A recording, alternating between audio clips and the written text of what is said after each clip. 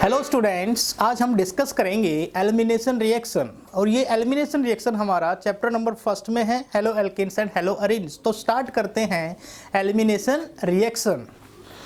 मैं बोर्ड पे लिख देता हूं एलिमिनेशन और रिएक्शन। इसमें बहुत सारी इंपॉर्टेंट चीज़ों को हम डिस्कस करने वाले हैं एलिमिनेशन रिएक्शन के अंदर। अब एलिमिनेशन रिएक्शन, सपोज करो मेरे पास एक हेलो एल्केन है CH3CH2 दैट इज Cl, ठीक है। इस हेलो एल्केन में से आपका यहाँ से तो ये क्लोरीन रिमूव होगा और यहाँ से आपका हाइड्रोजन रिमूव होगा, ठीक है। मतलब एलिमिनेट हो रहे हैं ना, तो इसको ऐसे भी लिख सकते हो। सपोज आप जनरल रिएक्शन से समझें, इसको ना देखें तो जनरल रिएक्शन से आप समझ सकते हो। देखें मेरे पास CH यहाँ पे मेरे पास CH और यहाँ पे मैंने A लगा लिया, A है ना, A। और मैंने यहाँ से इसमें से एलिमिनेट हुआ, यहाँ से A माइनस एलिमिनेट हो गया, यहाँ से H प्लस एलिमिनेट हो गया, मतलब कि यहाँ से A एलिमिनेट हो गया। और यहाँ से जैसे ही ये एलिमिनेट हुआ, A यहाँ से एलिमिनेट हुआ और H प्लस यहाँ से एलिमिनेट हुआ, so it will be convert CH। मतलब कि ये सैचुरेटेड था आपका, ये saturated, it will be convert unsaturated. ये किस में कन्वर्ट हो गया? अनसैचुरेटेड में कन्वर्ट हो गया, ठीक है। अब अगर मैं यहाँ से यहाँ तक जाऊँ, HA अगर इसका रिवर्स करके देखूं तो H यहाँ पे ऐड हो रहा है और A यहाँ पे ऐड हो रहा है, तो ये रिवर्स प्रोसेस हो गया किसका? एडिशन रिएक्शन का, ठीक है। रिवर्सिबल, रिवर्स लिख सकते हैं, reverse of addition reaction, reverse of addition reaction. Addition reaction का बिल्कुल रिवर्स है, ठीक है। एक तो सैचुरेटेड से अनसैचुरेटेड में कन्वर्ट हो रहा है, एडिशन रिएक्शन का रिवर्स है। अब यहाँ पे देखें कितने बॉन्ड का फॉर्मेशन, कितने बॉन्ड टूट रहे हैं? आपके 2 बॉन्ड टूट रहे हैं और एक सिंगल बॉन्ड फॉर्म्ड हो रहा है। मतलब कि आपके 2 सिग्मा बॉन्ड, 2 सिग्मा बॉन्ड आपके क्या हो रहे हैं? ब्रेक हो रहे हैं। और एक पाई बॉन्ड आपका क्या हो रहा है? फॉर्म्ड हो रहा है, ठीक है। और sigma bond is more stronger as pi bond. आपको ये तो पता है, जो स्ट्रेंथ ऑफ सिग्मा बॉन्ड होता है, strength of sigma bond, strength of sigma bond, strength of sigma bond ये आपका किससे ज़्यादा स्ट्रॉन्ग होता है? पाई बॉन्ड से ज़्यादा स्ट्रॉन्ग होता है, जो हम किसके अंदर डिस्कस करते हैं? वैलेंस बॉन्ड थ्योरी के अंदर हम डिस्कस करते हैं, chapter number 3 chemical bonding and molecular structure के अंदर हमने इसको डिस्कस किया था। तो सिग्मा बॉन्ड ब्रेक, कितने सिग्मा बॉन्ड ब्रेक हो रहे हैं? 2 सिग्मा बॉन्ड ब्रेक हो रहे हैं। कितने पाई बॉन्ड फॉर्म्ड हो रहे हैं? 1 पाई बॉन्ड फॉर्म्ड हो रहा है। मतलब सिग्मा बॉन्ड ब्रेक होने में एनर्जी ज़्यादा लगेगा और पाई बॉन्ड फॉर्म्ड होने में एनर्जी कम रिलीज होगा, क्योंकि pi bond is not a strong bond, sigma bond ज़्यादा स्ट्रॉन्ग होता है। तो ये प्रोसेस आपका, ये आपका एलिमिनेशन होने वाला है, ये स्पॉन्टेनियस कब होगा? ये स्पॉन्टेनियस हाई टेम्परेचर पे होगा, क्योंकि आपको सिग्मा बॉन्ड को ब्रेक कराना पड़ेगा। दैट इज ये किस पे होने वाला है? हाई टेम्परेचर पे ये फिजिबल होने वाला है। दैट इज इसका ये किस नेचर का होगा? रिएक्शन आपका एंडोथर्मिक इन नेचर का ये आपका एग्जाम्पल होने वाला है, ठीक है। बात समझ आ गई? एलिमिनेशन रिएक्शन में, एलिमिनेशन रिएक्शन में हमने क्या करना है? आपके स्मॉलर एटम्स क्या होंगे? एलिमिनेट होंगे। स्मॉलर एटम्स या फिर ग्रुप ऑफ एटम्स आपके क्या होने वाले हैं? एलिमिनेट होने वाले हैं। मतलब कि जो सैचुरेटेड है वो अनसैचुरेटेड में कन्वर्ट होने वाला है। आपका अनसैचुरेटेड में कन्वर्ट होगा, तो इसका मतलब कि आपका सिग्मा बॉन्ड ब्रेक होगा और पाई बॉन्ड फॉर्म्ड होगा। तो कितने सिग्मा बॉन्ड ब्रेक हो रहे हैं?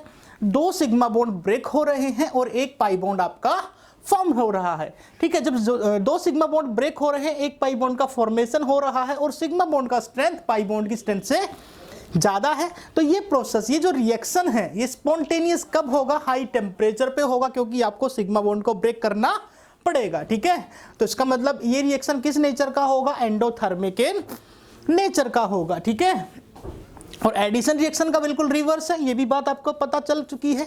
सो एलिमिनेशन रिएक्शन, हम यहाँ पे एलिमिनेशन रिएक्शन की अगर हम बात करें तो यहाँ पे जो एलिमिनेशन रिएक्शन है प्यारे बच्चों, एक तो हम डिस्कस करने वाले हैं E1 और एक हम डिस्कस करने वाले हैं E2। ठीक है, E1 का मतलब unimolecular reaction, that is the unimolecular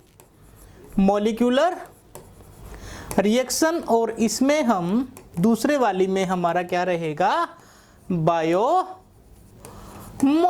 reaction. इसका मतलब कि इसका जो SN1 और SN2 भी आपने देखा था, इसका जो रेट होगा, इसका जो रेट है वो डिपेंड करेगा एक ही मॉलिक्यूल के ऊपर, दैट इज एल्काइल हैलाइड लिख सकते हैं क्योंकि यूनिमोलिक्यूलर है। इसका जो रेट होगा वो दोनों ही मॉलिक्यूल्स पे डिपेंड करेगा, RX पे भी, और जो आपके पास अदर मॉलिक्यूल्स होगा उस पे भी डिपेंड करेगा। ठीक है, इसलिए इसको बायोमोलिकुलर बोलते हैं और इसको यूनिमोलिकुलर बोलते हैं। ठीक है, एग्जाम्पल देखें E1 का, हम पहले एग्जाम्पल देख लेते हैं। E1, ठीक है, आपके पास ये एग्जाम्पल है CH3 CH2Cl। ठीक है, CH3 CH2Cl। अब यहाँ पे आपका जो एलिमिनेट होने वाला है, पहले आपका E1 में से, E1 जो रिएक्शन होता है इसमें पहले आपका Cl माइनस निकलता है। जैसे ही Cl माइनस निकलेगा तो यहाँ पे क्या फॉर्म्ड होगा, यहाँ पे एक कार्बोकटायन फॉर्म्ड होगा। क्या फॉर्म्ड होगा, कार्बोकटायन फॉर्म्ड होगा। उसके बाद आपका यहाँ से H+ बाहर निकलता है। क्या बाहर निकलता है, H+ जब यहाँ से बाहर निकलेगा, यहाँ से Cl माइनस निकला, ठीक है, फिर यहाँ से H+ निकला, तो यहाँ पे क्या आ गया, CH2 डबल बॉन्ड CH2। मतलब कि जो E1 है इसका जो रेट डिटरमाइनिंग स्टेप है, इसमें ये इसका जो रेट होगा वो किस पे डिपेंड करने वाला है, इसका जो रेट है वो डिपेंड करने वाला है stability of carbocation. Stability of carbocation, आपको पता है कार्बोकैटायन की जो स्टेबिलिटी होती है 3 डिग्री, उसके बाद 2 डिग्री और फिर 1 डिग्री, है ना। सबसे ज़्यादा स्टेबल कार्बोकैटायन आपके पास 3 डिग्री होता है, फिर आपसे कम कौन होता है 2 डिग्री, और सबसे कम कौन होता है 1 डिग्री कार्बोकैटायन आपका, है ना। तो यहाँ पे आपके पास हो गया, ये आपके पास हो गया E1 एलिमिनेशन। इसको हम अल्फा बीटा एलिमिनेशन भी बोलते हैं, अल्फा बीटा एलिमिनेशन। ठीक है, इस रिएक्शन का जो दूसरा नाम मैं देने वाला हूं, यहाँ पे देखो क्या क्या रिमूव हो रहा है, हाइड्रोजन भी रिमूव हो रहा है और क्लोरीन भी रिमूव हो रहा है, मतलब हेलोजन भी रिमूव हो रहा है। इसको हम, this is also called dehydro halogenation, इसको हम डिहाइड्रो हेलोजिनेशन रिएक्शन भी बोलते हैं, dehydro halogenation, removal of hydrogen and chlorine. ठीक है, तो अल्फा बीटा एलिमिनेशन होगा। अब आपको मैं ये बता दूं कि ये अल्फा कौन होगा और बीटा कौन होगा। ठीक है, अब थोड़ा सा ध्यान दें, ये आपके पास हो गया एक कार्बन और ये आपके पास हो गया दूसरा कार्बन और ये आपके पास हो गया तीसरा कार्बन। ठीक है, इस पे मैंने जोड़ा Cl। क्या जोड़ा प्यारे बच्चों, Cl जोड़ा। अब यहाँ पे देखें, जो कार्बन हेलोजन से जुड़ा होगा उसको मैं अल्फा कहूंगा, और जो इसकी बगल वाला कार्बन होगा, जो इससे नेक्स्ट वाला कार्बन होगा, उसको मैं बीटा कहूंगा। तो अल्फा से तो आपका क्या निकलेगा, क्लोराइड आयन निकलेगा, और बीटा से आपका प्रोटॉन निकलेगा। ठीक है, तो इसको हम अल्फा बीटा एलिमिनेशन कहेंगे, अल्फा बीटा एलिमिनेशन। तो यहां से आपका CH3, यहां पे आपका CH और यहां पे आपका डबल बॉन्ड। ठीक है, अब ये ध्यान रहे कि पहले आपका Cl माइनस, उसके बाद आपका H+। ठीक है, तो इसके लिए आपको एक सॉल्वेंट यूज करना है। सॉल्वेंट आपके पास एक तो रहेगा, आपके पास सॉल्वेंट एक तो E1 के लिए और एक आपके पास E2 के लिए, ठीक है, एक E1 के लिए और एक E2 के लिए। मतलब कि सॉल्वेंट आपको ऐसा लेना है कि वो यहां से Cl- को निकाल दे, मतलब Cl- के निकलने का वेट करें, ठीक है। और Cl- के निकलने का वेट कौन करेगा? जो आपका वीक बेस होगा, वीक बेस लाइक Cl- के निकलने का वेट, पहले आपका Cl- निकलेगा ना, उसके बाद फिर आपका H+ बाहर निकलेगा। तो इसका मतलब पहले Cl- को निकालने के लिए आपके पास एक सॉल्वेंट होगा जिसको हम पोलर प्रोटिक सॉल्वेंट कहेंगे, पोलर प्रोटिक सॉल्वेंट। और ये पोलर प्रोटिक सॉल्वेंट कौन कौन से होते हैं? H2O हो गया जिसके ऊपर 2 लोन पेयर है, एक तो यही हो गया, एक हो गया आपके पास CH3COOH, ये भी पोलर प्रोटिक सॉल्वेंट है। एक आपके पास हो गया CH3OH, ठीक है। तो ध्यान रहे रिएक्शन का टेम्परेचर हाई होगा, मतलब कि रिएक्शन हाई टेम्परेचर पे स्पॉन्टेनियस होता है। अगर आपका टेम्परेचर लो हुआ तो ये जो पोलर प्रोटिक सॉल्वेंट लिया ना, ये SN1 करवा देगा, E1 की जगह क्या करवा देगा? SN1 करवा देगा, ठीक है। तो आपका टेम्परेचर लो होगा तो SN1 का फॉर्मेशन हो जाएगा, अगर आपका टेम्परेचर हाई होगा तो एलिमिनेशन हो जाएगा, E1 हो जाएगा, ठीक है। अब जो ये E2 एलिमिनेशन है इसको भी हम अल्फा बीटा एलिमिनेशन ही बोलते हैं, अल्फा बीटा एलिमिनेशन। इसमें क्या होता है, इसमें Cl- और H+ दोनों एक साथ निकलते हैं, दोनों एक साथ निकलते हैं। मतलब कि इसमें ऐसा नहीं होता कि इसमें ये तो Cl- के निकलने का वेट करता है, उसके बाद अटैकिंग होती है। ये आपके पास जो सॉल्वेंट लोगे पोलर प्रोटिक सॉल्वेंट तो होगा इस केस में भी, बट आपके पास जो सॉल्वेंट होगा वो स्ट्रॉन्ग बेस होगा। कैसा होगा? Strong base. अब ये स्ट्रॉन्ग बेस सॉल्वेंट कौन सा भाई? आपके पास एल्कोहलिक हो गया, एल्कोहलिक KOH हो गया, ये भी स्ट्रॉन्ग बेस है। आपके पास एल्कोहलिक NaOH हो गया, ये भी क्या है? स्ट्रॉन्ग बेस है। तो इस केस में आप क्या लेने वाले हो? ये वाला सॉल्वेंट लोगे, बट ये सॉल्वेंट आपका कैसा होना चाहिए? स्ट्रॉन्ग बेस होना चाहिए। और इसमें जो सॉल्वेंट होगा आपका वीक बेस होगा, मतलब कि ये Cl- के निकलने का वेट करेगा, ये Cl- के निकलने का वेट नहीं करेगा, ठीक है। अब बात करते हैं रिएक्शन, दोनों रिएक्शन के मैकेनिज्म्स की बात करते हैं, ठीक है। अब दोनों रिएक्शन का मैकेनिज्म ध्यान से देखना है। पहले हम E2 का ले लेते हैं।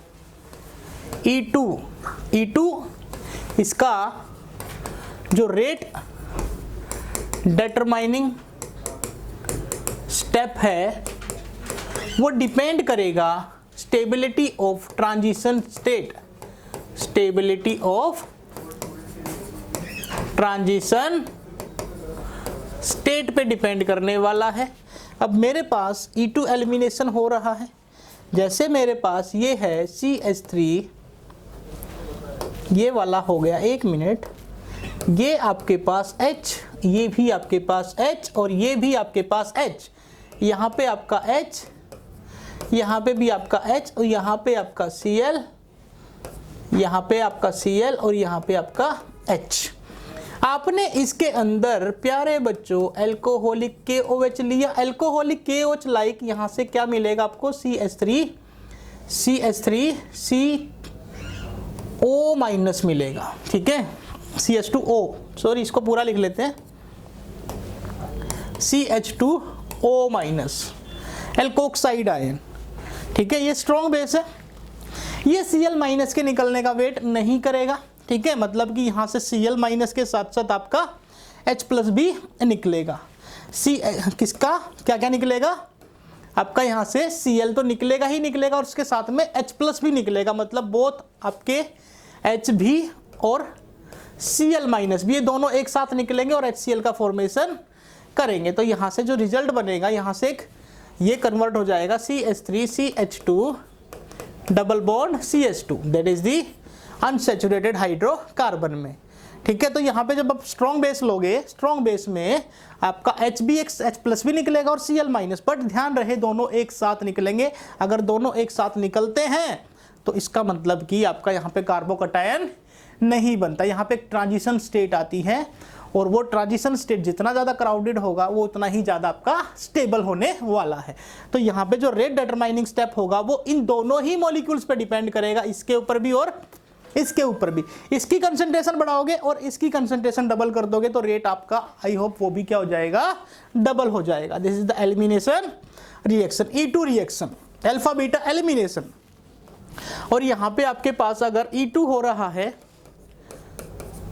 E2, तो ध्यान रहे आपके पास यहाँ पे वीक बेस होगा, वीक बेस। और वीक बेस कैसा, यहाँ पे पोलर प्रोटिक सॉल्वेंट है, पोलर प्रोटिक सॉल्वेंट, जो यहाँ से Cl माइनस के निकलने का वेट करेगा और Cl माइनस जैसे ही निकलेगा उसको क्या कर लेगा, सोलवेट कर लेगा। सोलवेट करते ही जैसे ही Cl माइनस निकलेगा उसके बाद आपकी अटैकिंग होगी और यहाँ से H प्लस का रिमूवल होगा। बट ध्यान रहे ये कैसे होगा, हाई टेम्परेचर पे होगा, that is the CH2 double bond CH2। This is the, ये कौन सा आपका, ये आपका E1 है, उससे ऊपर वाला आपका E2 था। मतलब कि ये डिपेंड करता है सिर्फ इसकी कंसंट्रेशन पे डिपेंड करता है, वीक बेस की कंसंट्रेशन पे डिपेंड नहीं करता।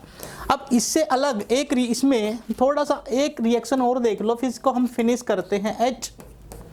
H, यहाँ पे भी H, यहाँ पे Cl, यहाँ पे H, यहाँ पे H, यहाँ पे भी H। ठीक है, इस रिएक्शन में देखो आपने यूज किया एल्कोहलिक KOH, आपने इसमें यूज किया, मतलब आपने एक स्ट्रॉन्ग बेस लिया और स्ट्रॉन्ग बेस लेते ही आपका क्या होगा, E2 एलिमिनेशन होगा। क्या होगा, E2 एलिमिनेशन। तो इसमें देखें ये आपके पास अल्फा कार्बन है और मैंने क्या बताया था, अल्फा से बगल वाला कार्बन क्या बनेगा आपका बीटा, बट इसके बगल में तो ये भी है और ये भी है, तो ये भी बीटा और ये भी बीटा। तो आपके दो प्रोडक्ट का फॉर्मेशन होने वाला है। डबल बॉन्ड आपका एक यहां आने वाला है और एक डबल बॉन्ड आपका यहां पे आने वाला है। ठीक है, तो देखें इससे दो प्रोडक्ट का फॉर्मेशन होने वाला है प्यारे बच्चों।